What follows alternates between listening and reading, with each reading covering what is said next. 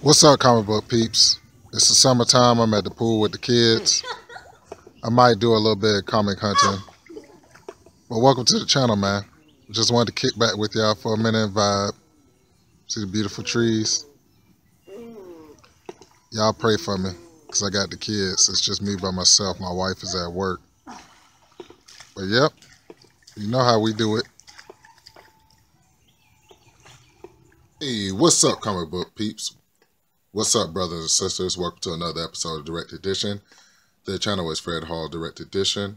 And today, man, I'm kind of like hyped up because I was going through my collection, in the dungeon, and I realized that I have a lot of variants, a lot of cover swipes. And so not only am I going to do this video, but I invite you guys to do your own video of variants and cover swipes. This is not a tag video. This is just a video that I wanted to do. So if you're going to do it, do it. If not, hey, roll with me and watch this. So let's go ahead and look over some of the stuff that I have in your background. Your background is basically the Phoenix End song. I actually went crazy when I saw these covers. These are Greg Land covers. Miles Morales is in the, front of the first one. But as you can see, it's two green costumes and two, scarlet red costumes. And one represents Jean and the other represents the Dark Phoenix. Greg Land covers. Very, very cool, man. For 50 cents, every time I see these covers, I pick them up. But, this is straight out of the dungeon. So, and your next one is Deadly Genesis. So what we're going to do is we're going to move. If you allow my sexy fingers to interrupt your video. I have on my wedding ring, by the way. This is Deadly Genesis. This was the launch of Emperor Vulcan. As we all know, Emperor Vulcan is such a cool character. He's a younger brother of Cyclops and Havoc. Last time I seen him was in War of the Kings, and I haven't seen him since. I really love Vulcan, man. Vulcan is what he's able to manipulate any type of energy. So he's a very cool, very powerful character. And this is the launch of them breaking up the X-Men and showing that Professor X wasn't always the wholesome father figure that we knew him for. He had a dark past, man. He had a really dark past, and Deadly Genesis brought that to the forefront. But, man, if you talk about some of my favorite variant covers, this is where you start at. So not only are we going to do variants and cover swipes. Come on, Spider-Man, you got to move out the way. Say hi.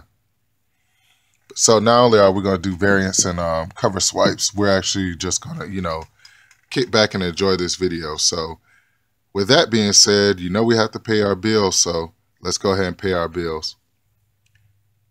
And this episode of Direct Edition is brought to you by everybody's favorite, my fake Darth Maul from China. So as we do on this channel, let's get into some comics, or let's get into some variants. And boom, right off the back, I was in Dave's, and I was picking up some 50-cent comics, and I picked up Spawn number 50, which I don't understand. Why is 50 cents? Why are you guys taking a dump on Spawn, who is one of the coolest characters of the 90s? I'm a total 90s kid, so Spawn and Todd McFarlane, Jim Lee, they are everything to me. But anyway, this is Spawn number 50, and I was like, damn, this cover is pretty cool, man. And I didn't even realize Spawn number 50 spins off of Spawn number 1. How cool is that, man? So Spawn number 50 actually paid homage to Spawn number 1. Spawn number 1 still, in my opinion, is one of the best comic books released in the 90s. Besides Deadpool, Spawn was the character that was introduced to us, 80s and 90s kids as the hero of the future. So I really have a lot of respect for Spawn and Al Simmons and Todd McFarlane and, Image Comics and everything that they did to take on the big two, DC and Marvel, back in the 90s. So, Spawn goodness just doesn't stop there because McFarlane is a beast. So let's get into some more Spawn and, cover swipes. And there you have it. I've always been a big fan of Spawn number 8, and I've always, showed this sometimes in my videos about, how Spawn number 8 sparked an obsession with, just Spawn, period. But Spawn number 8 actually is a direct paying homage to this comic. Spider-Man number 1. Now, how cool is that, man? And like I always tell you when I show you my Spider-Mans from the McFarlane run, or the Spider-Man number 1, the cool thing about that was I was collecting Wizard magazines back then, and I remember reading an article where McFarlane was like, yeah, I drop a certain amount of spiders in each one of my covers. So, each one of my covers in the Spider-Man run has a different amount of spiders. So I always looked towards the front covers, and I've always tried to see, how many spiders I can see. But that was the cool thing about the 90s is that, you had McFarlane, Liefeld, Jim Lee, Marc Silvestri, a couple more jump from Marvel and go to Image. I know Jim Lee did Wildstorm, Liefeld did Youngblood, Todd McFarlane did Spawn, and Marc Silvestri did Darkness, which is basically end up being in Top Cow. But this cover just doesn't stop here. Let's keep on looking at some of the swipes from this cover. Just look at this cover, peeps. My God, this is one of, oh my God. That Black Suit Spider-Man is one of my favorite covers. Now, one of the covers that I am missing from this cover swipe, or these variants, is the Deadpool Back in Black. I haven't been able to run across it. When I do run across it, I'm going to pick it up. But the Deadpool Back in Black is actually in the back of, your Spider-Man number 1. You can see like a cutout, and Deadpool is actually looking over Spider-Man's shoulder. It's so cool, man. And when I went to the store to get it, it was sold out. But I did get the Deadpool Back in Black number 1. So not only did this cover continue to get cover swipe, but I got another one for you. So let's look at it. So boom, this is the last cover swipe I'm going to show you from Spider-Man number 1. And this is a pretty cool cover, man. This is Dark Avengers. This was one of your main events a couple of videos back. Really, really love it. So very cool, man. So let's look at all the, Spider-Man number 1's kind of cover swipes. Beautiful. All right.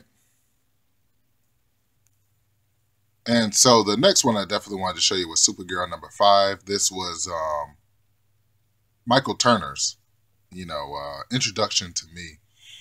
Actually, in one of my videos, I actually showed you my complete run of Supergirls. I have Supergirl 1 through like 20. And I really, really enjoyed this run. I didn't really know how Kara Zor-El was so powerful. She's actually almost as powerful as her cousin. The only thing that Clark Kent Superman has on her is experience. And the funny thing about that is, now that I think about it, Supergirl and X-23 has the same kind of thing going on where they're more powerful than their predecessors.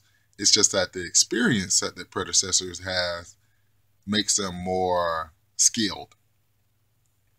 So I really love this run. If I ever run across it again, which I haven't, I would get doubles. These are, my gems in my collection, my Supergirl run. I really don't have a lot of Supergirl, so I just thought, she's just a cool character. But anyway, so this is Supergirl number 5. This is Supergirl versus Dark Supergirl, 2 of my favorite artists on the front cover. You have Michael Turner, which is the regular Supergirl in the blue and red costume. And then you have my boy Ian Churchill. And I love Ian Churchill's drawing. And he's drawing the Dark Supergirl. So this is the regular cover of number 5. And here's a variant cover of number 5. And the cool thing about the variant cover of number 5 is that's the only one that I've ever seen out in the wild for a good price. Usually if you run across Supergirl, she's going to be pretty expensive. So that's pretty cool, man. I really like the fact that I got the variant cover for number 5. All right, let's keep moving. So I showed this Uncanny X-Men cover a while back. This is Uncanny X-Men issue number 395 with your boy Cannonball on the front cover. I couldn't really decipher if that was Cannonball or Chamber, but it ended up being Cannonball. And when I was logging this comic book in, I was like, hold up, I have another 395. So I went to digging through the, dungeon, my collection, ended up finding this. So I found a variant that 395 has, and I was like, this is weird. And I keep trying to do research on this book that's in the blue with Wolverine on the front. I thought maybe it was a Michael Jackson homage because of the pose that he has, but it's a limited amount of information on it. So I'm going to keep looking into it, and if I find any information on it, I'll definitely let you know. But I thought it was pretty weird that they did a variant to this Uncanny X-Men to me for no reason, but pretty cool, man. So this is one of the books, Ultimate Fantastic Four, Greg Land cover. This is the beginning of the Marvel Zombies. I don't think this issue in particular is the first appearance of the Marvel Zombies. I think it's one with Magneto holding Reed Richards by the throat on that cover. I think that's the first appearance of the Marvel Zombies. But I thought this cover was pretty cool. And I do love the Marvel Zombies. I thought that was a pretty cool take on the Marvel Universe. If you don't know, Disney was like, hey, you can't have any superheroes in action figures zombified. So if you're looking for a zombie superhero action figure, it's very rare now, because when Disney actually bought Marvel, they said, hey, you can't do that. You have to stop. The only thing that can be zombified is the villains. So you have the zombie Spider-Man, and you have the zombie, I think, Incredible Hulk in the Marvel Selects. But that was before the Disney buying out of them. So now everything that's going to be zombified in action figure form is going to be villains. So the Spider-Man actually went through the freaking roof. He was already expensive, but he just went through the roof. But anyway, I was saying that to say this cover 30, I was surprised to see that it had a variant to it. And here's the variant. My God, that is one of my favorite Ultimate comic covers. That Ultimate Fantastic Four number 30, the variant cover by Arthur Soydum. Throwback to the first Fantastic Four issue. Just look, man, that's so cool, man. Wow. And I was like I said, all these variants I end up finding because I catalog my comic books. And when I catalog them, I'm like, hold up, I already got number 30. But then I write a description of what number 30 or whatever the comic that I'm cataloging looks like. And I'm like, damn. So let me go back and put the two together. And when I put these two together, I freaking lost it. I thought it's such a beautiful thing done. So cool, so well done. You have Greg Land and you have Arthur Soydum, who does a lot of your Marvel Zombie covers. So, all right, let's move on. And so, if you're a fan of this channel, or if you know me, you know how much I love my X-Force, and you know how much I love Clayton Crane. I think this is one of the best X-Men storylines of all time. I don't know why they stopped it.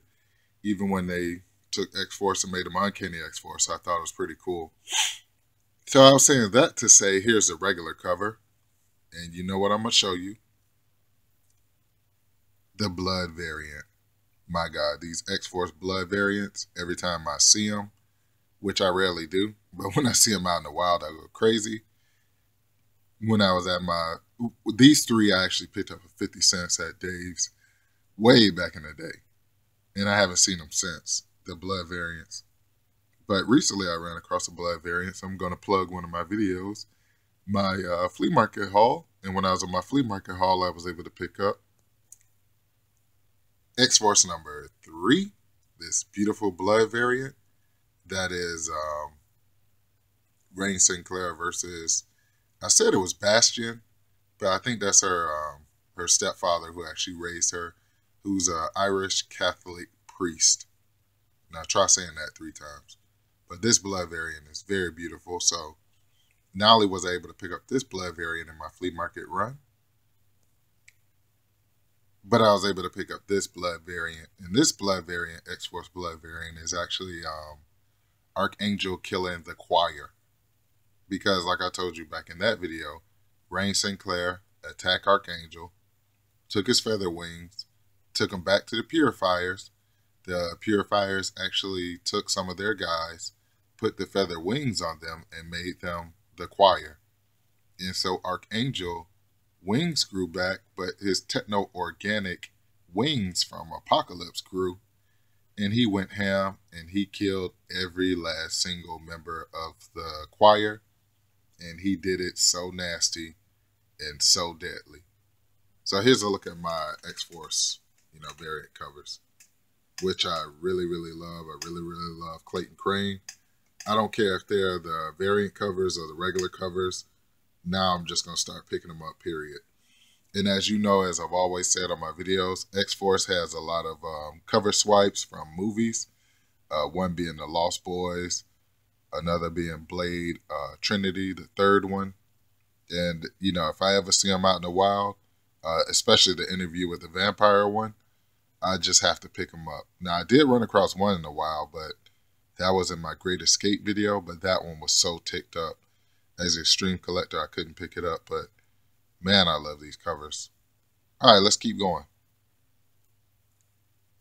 Okay, so most of you collectors definitely are fans of the Hush series. The Hush series is actually very, very cool, man. And here's a regular cover for Batman number 619, 2000. Let's look at the year together. If you allow my sexy fingers to interrupt your video once again. So this is back in 2003. Wow, comic book window. We've been kicking it since 2003, man. Your family. But anyway, so this is the regular cover. So let's go ahead and fold it out. I think this is a fold out cover of the Batman family. You know what? Sometimes you get into collecting so much that you forget to really look at your stuff and really take it in.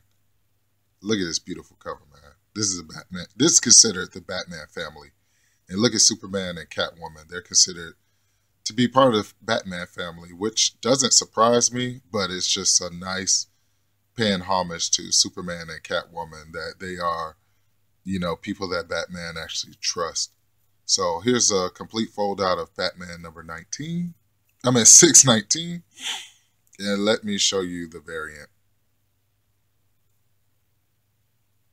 And here's a variant cover. This is called Batman's Rogue Gallery variant. Very cool, man. Look at this. And this is Jim Lee. All this is Jim Lee. So you got Joker. Who is that? Talia. You have Scarecrow. You have Ra's, Killer Croc, Clayface, Poison Ivy, Harley Quinn, Riddler. You also have Hush. Did I mention the Joker, which is the greatest Batman villain? And then when you look over here, look at this cover. Man, I'm so glad I picked these up. Very cool, man. This is what collecting is about when you run across something like this. I don't even want to move on, but we have to move on to finish the video. But wow, this is mind-blowing. Out of all the cons I've been to and stuff like that, this brings back the nostalgic comic book collecting feeling when you see these two covers folded out next to each other, which I've never done before. All right, so let's move on. So we're at the point of the video where you ask me, Fred Hall, Direct Edition, what are you reading right now? And this is what I'm reading right now. This is Batman the Killing Joke. I actually saw this in Barnes & Noble's way back in the days. If you know, Barnes & Noble's actually a lot of them went out of business. But yeah, this is from Barnes and Nobles, and I actually picked this up. I actually drew this front cover because I loved it so much. This is everything that's hyped up about this book is actually correct. This is a good ass book, man. Excuse the expression, but this is a good book, man. So here's a cool look at the front of The Killing Joke. And here's a cool look at the back of The Killing Joke. This is one of my favorite graphic novels of all time. I actually paid, I feel like I've overpaid because I'm very cheap when it comes to buying stuff. I feel like I overpaid for it, but when you actually read it, you're like, hey, I didn't underpay anything. You know, it's very short, but very pivotal in the Batman mythos. So definitely love My Killing Joke. All right, so let's get into some of your variant main events, which is weird that I'm doing this because it's such a break from what I usually do, but I'm trying to keep it in direct edition content. So let's get into some of your variant main events. All right, for your first main event is Uncanny X-Men 510. This is a Sisterhood run. This run actually has two of the variant covers that I really want. One I actually did acquire. The other one is on my freaking radar. And I promise to drop you that at the end of the video. I'm going to show you which one I'm talking about of the Sisterhood run. Variant covers I actually want, drawn by Greg Land. But this is the regular cover for Uncanny X-Men 510 Sisterhood.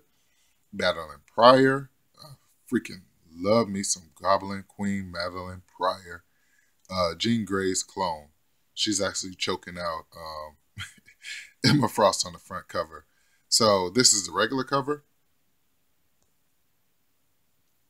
And here's a variant cover.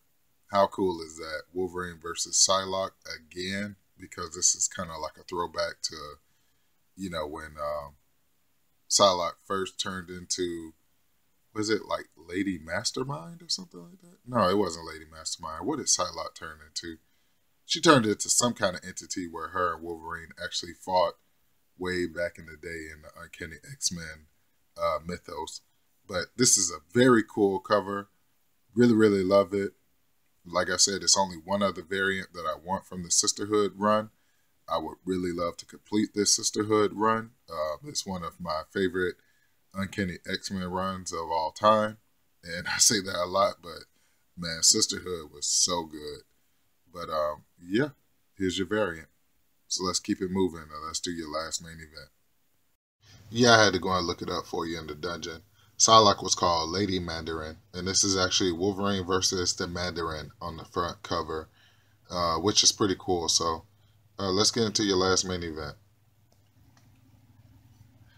So being that Suicide Squad was real big this year, I was at Second and Charles, and you know, Second and Charles will actually take books that were recently released, and they would half price them or knock them down to like $1.25.